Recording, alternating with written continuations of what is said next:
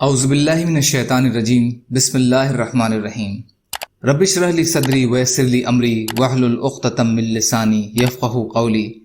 ریاض الصالحین دوسرا حصہ، احادیث نبوی صلی اللہ علیہ وسلم۔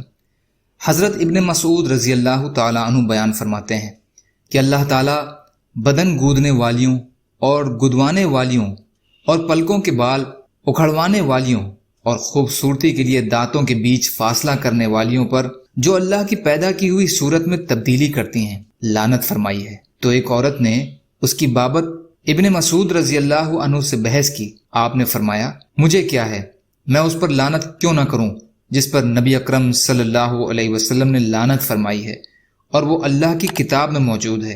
اللہ تعالیٰ نے فرمایا، رسول تمہیں جو حکم دیں وہ لے لو اور جس سے تمہیں روک دیں اس سے رک جاؤ۔ حدیث بخاری اور مسلم شریف کی ہے۔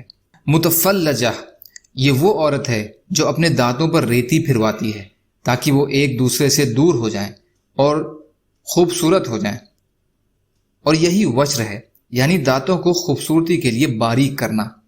نامسہ، یہ وہ عورت جو دوسری عورت کی پلکوں کے بالوں کو پکڑ کر باریک کرتی ہے تاکہ وہ خوبصورت ہو جائیں۔ اور متمسح، یہ وہ عورت ہے جو کسی کو کہہ کر یہ کام کروائے، یعنی بال اکھاڑوانے والی۔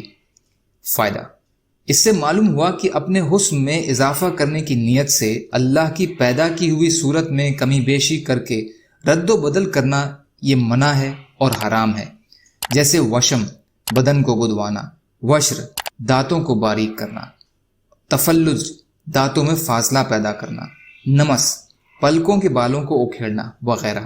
لیکن مہندی لگانا جائز ہے کیونکہ اس میں کسی قسم کی تبدیلی نہیں ہوتی، بشرطے کہ عورت اسے اجنبی مردوں کے سامنے نہ ظاہر کرے۔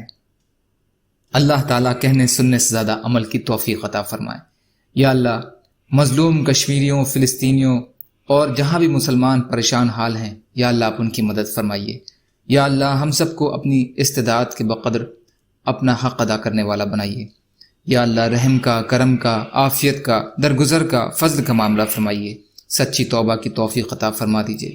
یا اللہ ہماری بد اعمالیوں سے درگزر فرمائیے، ہمارے اچھے اعمالوں کو قبول فرما لیجیے۔ سبحان اللہ و بحمدہ، سبحانک اللہم و بحمدک، اشہد ان لا الہ الا انت، استغفرک و اتوب الیک۔ سبحان ربک رب العزت عما یصفون وسلام علی المرسلین والحمد للہ رب العالمین، برحمتک یا ارحم الراحمین، لا الہ الا اللہ محمد رسول اللہ۔